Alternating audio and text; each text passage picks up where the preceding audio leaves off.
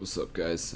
Just gonna quickly run through the basic trade patterns for Qiyana. Apologies, I am a little bit sick. By little, I mean a decent amount. So basically, in trade pattern, I'll run through it slowly for everybody as well. Ideally, you have Ice Enchantment as the first one that you start with, but you want to queue them first. Throw your queue. Then you want to dash to the rock element that is ideally nearby. So, best trade patterns are in these areas. Pre-level 6 as well as a level 6. You want to Q, W, auto EQ, and you can do it from about your Q distance away. So, and note that the distance on your non-empowered Q is a little bit shorter, as there's no follow-up AoE. So you want to be close for that. Q, W, auto EQ, and obviously I'm slowing it down a little bit. So.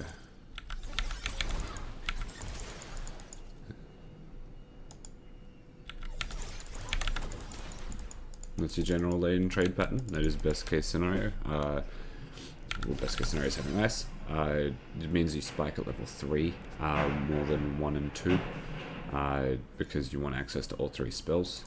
So for the little details within that trade pattern, obviously having ice is important for the root, but you want rock enchantment for the follow up here because it does bonus damage to units below 50% health. The extra detail behind that is, so once you throw, you grab, you auto, and you dash to proc electrocute before you throw for the bonus damage. That should get them closer to 50% HP. So, generally speaking, that's why it's much more of an optimal trade pattern. The other one is your R combo, so we'll go into the river. You can have any spell really, again, as your first part of the trade pattern. It's just about hitting the damage. So that combo is just kind of adding R into the middle. So the basis of it is you Q them, you E, and as you E, you actually ult them into the wall. And then when they're on the wall, you get the rock enchantment, auto attack, and you have access to Q again for the execute.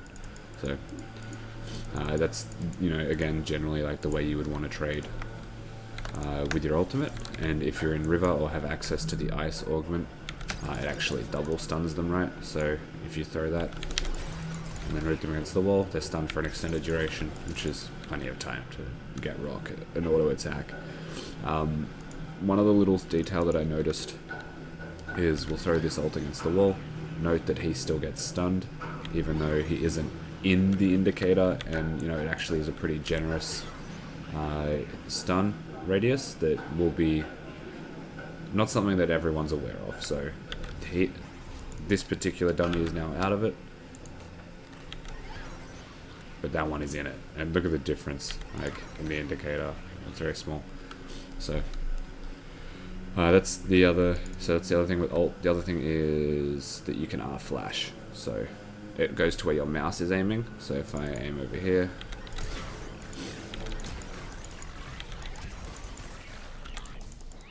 you can R flash pretty successfully, and you cannot R flash over terrain unless your goal is to hit the terrain.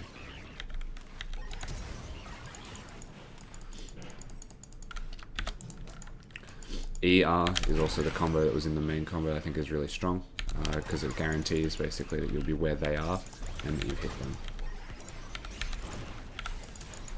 And yeah, that's really it. I hope it helps.